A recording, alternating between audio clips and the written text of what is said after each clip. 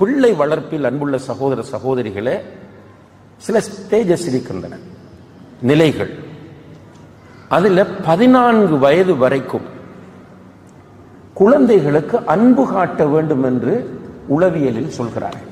குழந்தை உளவியலில் 1 to 3 வயது ஒரு நிலை. 3வது வயதில் ஒரு குழந்தையின் ஆளுமை உருவாக்கப்படுகிறது. இது பழைய சைக்காலஜிக்கல் தியரி. 3வது வயதில் ஒரு குழந்தையின் ஆளுமை உருவாக்கப்படுது. ஷேக் இஸ்மாயில் அதை சொன்னார். அந்த நேரத்தில் தான் ஒரு ஆண் பிள்ளை தந்தையை பார்க்கிறான், பெண் பிள்ளை தாயை பார்க்கிறாள். அதிலிருந்து அவர்கள் ரோல் மாடலாக அவர்களை எடுக்கிறார்கள். அந்த பர்சனாலிட்டி டெவலப்மெண்ட் தான் நடக்குது. இது ஒரு விஷயம். 7 வயது வரைக்கும் பியோர் mercy, அன்பை தவிர வேறு ஒன்றும் இல்லை. பிள்ளைகளை முறைச்சு பார்க்கவும் கூடாது, உருக்கவும் கூடாது, அதட்டவும் கூடாது. அன்பு, ஒன்லி அன்பு. இதெல்லாம் இப்போ சைக்காலஜிக்கல்ல சொல்றாங்க. ஆனா ரசூல் ஸல்லல்லாஹு அலைஹி வஸல்லம் அப்படித்தான் வளர்த்தாங்க பிள்ளைகளை. சுப்ஹானல்லாஹ். ஒரு நாள் தொழுது கொண்டிருந்த ரசூல் ஸல்லல்லாஹு அலைஹி வஸல்லம் சுஜூதில் அப்படி இருந்துட்டாங்க. இப்போ சஹாபாக்களுக்கு நிறைய பேருக்கு மனதில் குழப்பம், என்ன நடக்குது, ரசூலுல்லாஹ் சுஜூதில் இருந்து எழும்பலையே. ஒரு சஹாபி என்ன பண்ண, என்ன நடக்குது என்று பாப்போம் எழும்பி பார்த்தார். பார்த்தா ரசூலுல்லாஹ் உயிரோட தான் இருக்கிறாங்க. அவர்களுடைய தோளில் அவர்களுடைய பேர பிள்ளைகளை உட்கார்ந்துட்டு இருக்கிறார். அப்ப திரும்ப அவர் சுஜூதுக்கு போயிட்டார். ரசூலுல்லாஹி அலைஹி வஸல்லம் நீண்ட நேரத்திற்கு பிறகு சுஜூதிலிருந்து எழும்புகிறார். எல்லாமே தொழுது முடிஞ்சதுக்கு பிறகு இப்போ கேள்வி வருது. அப்போ சொன்னாங்க, என்னுடைய பேரனுடைய தோளில் ஏறி பிடரியில் ஏறி உட்கார்ந்து விட்டான். நான் திடீரென எழும்பினால் அவன் விழுந்து விடுவான் என்கிற பயத்தில் நான் சுஜூதை நீட்டினேன் என்று சொன்னார்கள். ஒரு நாள் இஷா தொழுகையை வேக வேகமாக நடத்துறாங்க. இஷா தொழுகை கொஞ்சம் ரிலாக்ஸா தொழுவிக்கக்கூடியவர்கள். சஹாபாக்கள் கேட்டாங்க, என்ன வேகமா தொழுவிச்சாங்க என்று. சொன்னார்கள், பெண்கள் தரப்பில் குழந்தைகள் அழுகிற சத்தம் கேட்டது, அந்த பிள்ளைகளுக்காக சுருக்கினேன். இன்னும் ஒரு நாள் மிம்பரிலே நின்று ஹுத்பா ஓதி கொண்டிருக்கிறார்கள். அவர்களுடைய பேரப்பிள்ளை, பொம்பளை பிள்ளை உண்டு, உமைமா என்கிற பேரப்பிள்ளை முன்னால ஓடி விளையாடுகிறது. பிள்ளை ஓடி விளையாடுனா என்ன நடக்கும்? இப்ப இவ்விடத்துல ஒரு குழந்தை வந்து முன்னால ஓடுது. நீங்க என்ன பார்ப்பீங்களா, குழந்தைய பார்ப்பீங்களா? எல்லாரும் குழந்தைய தான் பார்ப்பீங்க. அந்த அடிப்படையில் ஹுத்பாக்கு வந்தவங்க ரசூலுல்லாஹ் மிம்பர்ல வெள்ளிக்கிழமை ஹுத்பா ஓதுறாங்க. சுப்ஹானல்லாஹ். அப்ப பிள்ளை ஓடி விளையாடினோடனே எல்லாரும் பிள்ளைய பார்க்கறாங்க. ரசூல் ஸல்லல்லாஹு அலைஹி வஸல்லம் அவர்கள் மிம்பரில் இருந்து இறங்கி வந்து பிள்ளைய தூக்கிட்டு போய் பக்கத்தில் வைத்து கொண்டு ஹுத்பா ஓதினார்கள். என்ன நடக்கும் இன்றைக்கு நம்ம செஞ்சா? மௌலவி அவுட்.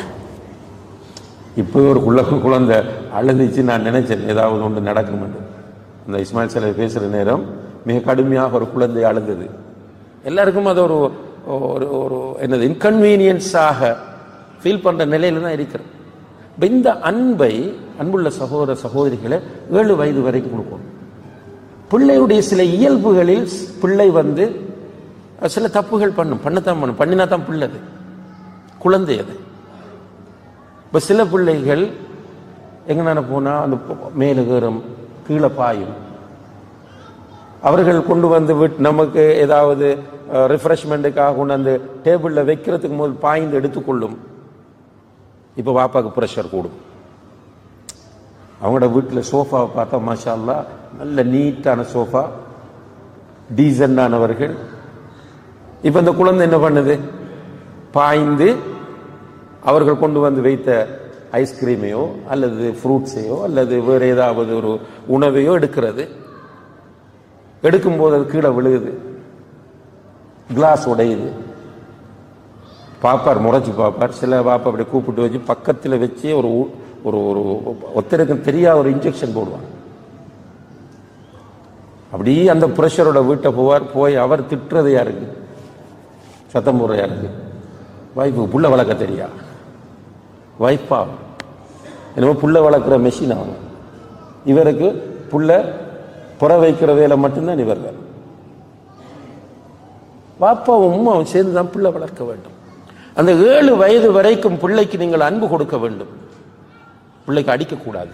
சிம்பிளா எடுக்காதீங்க. இதெல்லாம் ஆய்வுகளின் அடிப்படையில் நீங்கள் இந்த சின்ன வயதில் குழந்தைகளுக்கு அதட்டுவது, மிரட்டுவது, முறைத்து குழந்தைகளை பார்ப்பது, கண்டிப்பதெல்லாம் குழந்தையின் உள்ளத்தை சிதைக்கும்.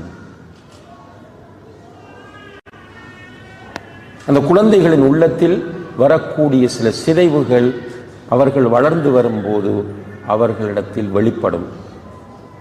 அந்த பிள்ளை சில நேரம் ட்ரக்ஸ் குடிக்கிறான்டா 7 வயதில் நீங்க அடித்தது ஒரு காரணமாக இருக்கு. 7 வயது வரையும் அன்பு, 7லிருந்து 14 வயது வரைக்கும் நீங்க என்ன செய்யணும் என்று கேட்டால் கவனமும் அன்பும். பிள்ளைய கொஞ்சம் கவனமா பார்த்துக்கணும், ஆனா அன்பை தான் கொடுக்கணும். இந்த 14 வயதுக்குள்ள நீங்க பிள்ளைய பிடிக்க மிஸ் பண்ணினீங்க என்றால் 15 வயசாக உங்களுக்கு அடிப்பான். 14 வயது வரைக்கும் உங்களுடைய பிள்ளைகள் எப்போதும் உங்களோடு இருக்க வேண்டும். தாய் தந்தையோடு பிள்ளை இருக்கணும். பாப்பா போகக்குள்ள ஏற்றிட்டு போங்க, பள்ளி போகக்குள்ள கூட்டிட்டு போங்க, ஜும்மாவை போகக்குள்ள அழைச்சிட்டு போங்க. உங்களோட ஆபீஸ் நேரம் தவிர, பிள்ளைகளுடைய ஸ்கூல் நேரம் தவிர மற்ற நேரங்களில் குழந்தைகளோடு நேரம் கொடுக்க வேண்டும், விளையாட வேண்டும் குழந்தைகளோடு. ரசூலுல்லாஹி அலைஹி வஸல்லம் என்ன செய்வாங்க தெரியுமா? அவனோட மகள் ஃபாத்திமாவோட பிள்ளைகள் ஹசன் ஹுசைன் வீட்டுக்குள்ள போவாங்க. போய் சுப்ஹானல்லாஹ், ரசூலுல்லாஹ் யாரு? அல்லாஹ்வுடைய இறுதி தூதர். அவர்கள் என்ன செய்வார்கள் என்றால் ஒரு குதிரை மாதிரி தன்னை ஆக்கிக் கொள்வார்கள். முழங்காலும் முன்னங்கையை வைத்து சொல்வார்கள், உங்களுடைய ஒட்டகம் வந்து விட்டது, உங்களுடைய ஒட்டகம் வந்து விட்டது, வந்து ஏறுங்கள் என்று சொல்வார்கள். பிள்ளைகள் போய் முதுகில் ஏறிக்கொள்வாங்க. வீட்டுக்குள்ள சவாரி நடக்கும். சுப்ஹானல்லாஹ், எத்தனை வாப்பமார். இப்ப நம்மட புள்ள போனுக்கு அடிக்ட். இதுதான் நம்மட கவலை. எல்லாம் நம்ம போனுக்கு அடிக்ட் ஆனதும் தடுக்கும் தெரியாது. புள்ள போனை பார்க்காதரா, வாப்பா புள்ள பேஸ்புக்லாம் கிடக்காரு. முரண்பாடான நிலை.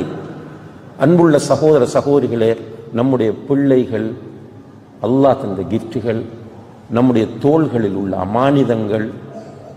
இதை ஃபீல் பண்ணுங்க. முதலாவது பிள்ளைகளுக்காக தியாகம் செய்யுங்கள். ஏனென்றால் முதுமை அடைந்தால் உங்களோட புள்ள உங்களோட தலையை தடவி விட வேண்டும், உங்களுடைய நகத்தை வெட்டி விட வேண்டும், உங்களுடைய மீசையை கத்தரித்து விட வேண்டும், உங்களை குளிக்க வைக்க வேண்டும். சில நேரங்களில் நீங்கள் இருக்கிற இடத்தில் அல்லாஹ் அந்த நிலையிலிருந்து எல்லோரையும் பாதுகாக்க வேண்டும். இருக்கிற இடத்தில் சிறுநீர் கழிப்பீர்கள், மலம் கழிப்பீர்கள். அந்த நேரத்தில் உங்களுடைய பிள்ளை முகம் சுளிக்காமல், மனம் கோணாமல் உங்களை கிளீன் பண்ணி உங்களை பராமரிக்க வேண்டும். இப்படி ஒரு பிள்ளை எனக்கு தேவை என்ற எண்ணத்தோடு தாயும் தந்தையும் ஆண் பிள்ளைகளையும் பெண் பிள்ளைகளையும் வளர்க்க நியத்து வையுங்கள். அப்ப நீங்கள் தியாகம் செய்தால் நிச்சயமாக உங்களுடைய பிள்ளைகள் நல்ல பிள்ளைகளாக வளர்க்க முடியும். நம்ம இந்த சவால்களை பற்றி பேசிக்கிருந்து பிரயோசனம் இல்லை. நம்மை நாம் தயார்படுத்தினால் நம்ம போனை கொஞ்சம் நியத்து வைத்து வீட்டில் பிள்ளைகளுக்கு முன்னால் ஃபோன் பார்க்குறல்ல, பிள்ளைகளுக்கு முன்னால் சண்டை போடுறல்ல. என்ன நிறைய விஷயங்கள் இருக்கு. எனக்கு இந்த தலைப்பில் பேசுவதாக இருந்தால் உண்மையாக எனக்கு 6-7 மணித்தியாலங்கள் தேவை. ஒவ்வொரு கேஸ் ஸ்டடியாக ஒவ்வொரு பிரச்சனைகளையும் சொல்லி சொல்லி நிறைய பிரச்சனைகள் இருக்கின்றன. சுருக்கம் இதுதான். நீங்கள் பிள்ளைகளுக்கு முன்னால் உங்களை கட்டுப்படுத்துங்கள், பிள்ளைகளோடு நேரம் ஒதுக்குங்கள். பிள்ளைகளை நீங்கள் உங்களுடைய பிள்ளைகள் என்று நினைத்து அந்த பிள்ளைகளோடு கையை கொடுங்க, கொஞ்சுங்க, கட்டிப்பிடிங்க, அவர்களை ஃப்ரெண்ட் ஆக்குங்க. எல்லா பிரச்சனைகளுக்கும் அல்லாஹ்வுடைய உதவியை கொண்டு